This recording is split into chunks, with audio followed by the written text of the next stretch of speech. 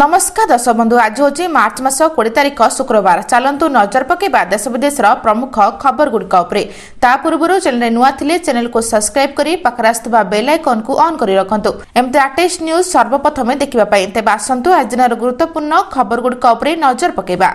आज प्रथम खबर राज्य में कालबैशाखी प्रभाव में 5 दिन झड़ वर्षा सतर्क सूचना जारी।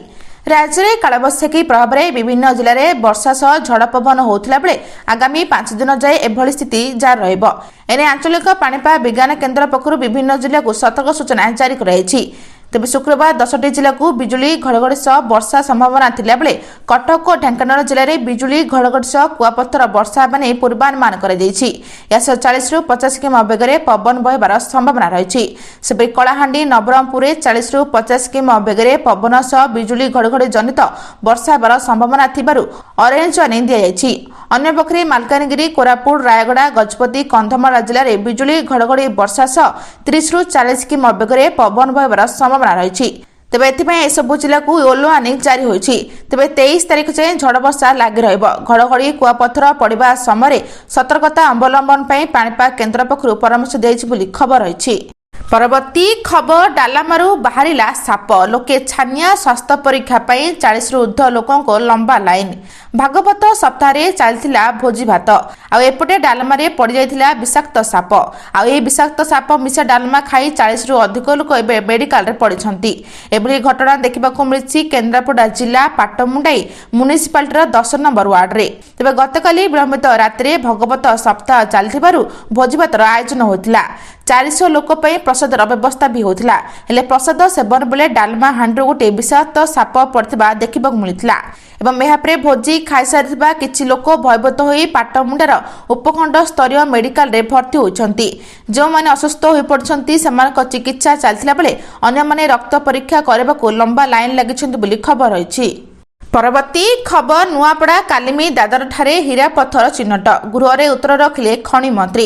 आउ गहना पाई टेंशन नाही दाम जेते हेले भी चिंता जीव कारण आम राज्य रे गच्छित अछि पुला पुला गहना। ओडिशा माटतले हीरार भंडार खास करी नुआपड़ा जिले रे हीरा खनिर संधान होइछि। सेबरी कलाहांडी जिलार जुनागढ़ ब्लॉक र हिंजिली बाहाल जिंगिली बार ठारे माणिक थिबार चिन्हट होइछि। तेबे सूचना थाय कि नुआपड़ा जिलार ब्लॉक अंतर्गत कालिमी दादर ठारे हीरा पत्थर थिबार चिन्हट यार वैषयिक अर्थनैतिक अन्यायन आनुष्ठानिक मूल्यांकन कार्य चालू अछि। ताहा वर्तमान सुधा ओडिशा रे कोनोसी मोती खनि चिन्हट कर जाय नाही बोली खबर रहिछि। परवर्ती खबर सहारा रे टंका फसी रही कि तुरंत पदक्षेप नियंतु 45 दिन मध्य 10 लाख पर्यंत टंका फेरस्त पांतु।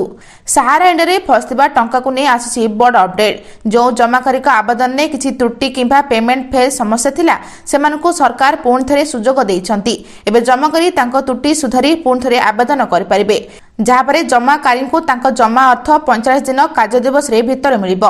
तेबे सबुठारु बड़ कथा हैला एबे 50,000 नुहे बरम 10 लाख पर्यंत रिफंड दाबी करि परिबे सहारा इंडिया जमाकारी। एने सरकार सीआरसीएस सहारा इंडिया रिफंड पोर्टल रे री सबमिशन पोर्टल आरंभ करछंती। जो जमाकारी को पूर्वरु मेसेज किंबा पोर्टल जरिया आवेदन त्रुटि नै सूचना दियाइथिला सेमाने एबे उक्त त्रुटि सुधारी पुण थरे क्लेम जमा करि परिबे बोली खबर रहिछि। परवर्ती खबर मार्च 22 तारिख जाए सीपीटी परीक्षा आवेदन पर समय सीमा वृद्धि। Common PG entrance test CPT परीक्षा आवेदन करिवार समय सीमा वृद्धि। आवेदन समय सीमा को मार्च 22 तारिख पर्यंत वृद्धि कर जायछि। सीपीटी परीक्षा पे आग्रही थिबा छात्र छात्री माने मार्च 22 तारिख राति 11:45 पर्यंत सैम्स पोर्टल को जाय निजर फॉर्म पूर्ण करि परिबे। पूर्वरु निर्धारित होइतिबा समय सीमा अनुसार सीपीटी परीक्षा आवेदन पे मार्च 18 तारिख शेष तारिख रहिथिला किंतु छात्र छात्री मानक बृहत्तर स्वास्थ्य भविष्य को दृष्टि रखी आवेदन समय सीमा को वृद्धि करने निमंते उच्च शिक्षा विभाग पक्षरु निष्पत्ति नियाइछि। ते सूचना जोग्य जे 2026-27 शिक्षा वर्ष रे स्नातकोत्तर पाठ्यक्रम रे नाम लेखाबाकू आग्रही थिबा छात्र छात्री मानकू सीपीटी परीक्षा रे अंशग्रहण करबाकू पड़िबो। सीपीटी प्रावेशिक परीक्षा रे रखिथिबा मार्क आधार रे छात्र छात्री मानकू स्नातकोत्तर पाठ्यक्रम पई चयन करजबो बोली खबर होइछि। परवर्ती खबर आज मेट्रिक खाता देखा मे रे रिजल्ट आज राज्यर 30 जिले में 51 केन्द्र में मेट्रिक खाता देखा देखा 51 मूल्यांकन केन्द्र में जिला शिक्षा अधिकारी माने समस्त प्रकार व्यवस्था करछंती। मूल्यांकन पर विभिन्न विषय में प्राय 15,000 वरिष्ठ सब्जेक्ट एक्सपर्ट को नियोजित करिछि बोर्ड। तेज चलित वर्ष फेब्रुआरी 19 तारिख आरंभ हो मार्च 2 तारिख में शेष होता मेट्रिक परीक्षा। राज्य में 5,61,979 जन छात्र छात्री राज्यर 3,062 केन्द्र में मेट्रिक परीक्षा देछंती। मे मास द्वितीय सप्ताह सुधा मेट्रिक परीक्षा फल प्रकाशित करने को लक्ष्य रखिछि बोर्ड। ताहास खाता देखा शिक्षक शिक्षयित्री मानक किसी जरूरी स्वास्थ्यगत समस्या रहिले सेमाने मेडिकल सर्टिफिकेट सहित बोर्ड को आवेदन करी खाता देखारू विरत रही पारिबे बोली बोर्ड सूचना देछि बोली खबर रहिछि। परवर्ती खबर भारत में महंगा हेब जरूरी औषध सरकार को रिपोर्ट पठाइला औषध संगठन। ईरान बाबद प्रभाव एवं सीधासलख भारतर औषध क्षेत्र उपरे पड़ी। कंचामाल जोगाण में बाधा पर बजार में पारासिटामल मेटफॉर्मिन और आर्थ्रोमाइसिन भली साधारण आवश्यक औषध उपरे प्रभाव पड़ी। एसोसिएशन कही एगुड़िक होछि से औषध जहाँ प्रतिदिन लक्ष लक्ष रोगी ज्वर मधुमेह संक्रमण और श्वासक्रिया रोग पाई नियंती। तेज फार्मा उद्योगी महासंघ मध्य केंद्र सरकार को एक जरूरी चिठी लिखि चेतावनी देछि जे जदि तुरंत हस्तक्षेप न करा जाए तेबे देश में अत्यावश्यक औषधर घोर अभावर सम्मुखीन होई पारे। तेबे एफओपी चिठी अनुसार औषध उत्पादन में व्यवहृत कंचामाल सक्रिय औषधर उत्पादन एपीआई मूल्य प्राय 8 ରୁ 9 दिन मध्य 20 ରୁ 60% वृद्धि पाइछि बोली खबर रही। परवर्ती खबर बढ़ुची युद्ध ईरान तैल टांकी उपरे अमेरिकार आक्रमण। मध्य प्राच्य दिनकू दिन युद्ध आहरी उग्र रूप नेउछि। अमेरिका सह मिसी इस्राएल ईरान साउथ पार्स रे थिबा गैस फील्ड उपरे आक्रमण करिछि। साउथ पार्स गैस फील्ड रे पेट्रोकेमिकल्स कैंपस को टार्गेट करिछि इस्राएल। मिसाइल मार्डे पेट्रोकेमिकल्स से भयंकर अग्निकांड देखिबाकू मिलिछि। सेपरि ईरान शक्ति केन्द्र अस्लु यह उपरे मध्य आक्रमण होइछि।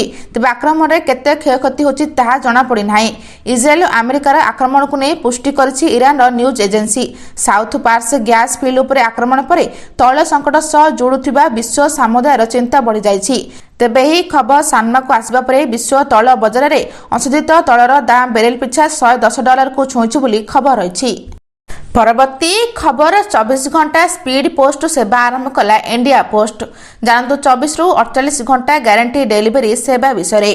भारतीय डाक सेवा पक्षर देश में 600 रे 24 घंटा निश्चित डिलीवरी स्पीड पोस्ट सेवा आरंभ होइछि। केंद्र जोगाजोग मंत्री ज्योतिरादित्य सिंधिया नुआदिल्ली में यह सेवार शुभारंभ करछंती। प्रथम पर्यायर दिल्ली कोलकाता मुंबई हैदराबाद बेंगलुरु और चेन्नई में यह सेवा आरंभ होता बेले पर अन्य सहर उपलब्ध हेब।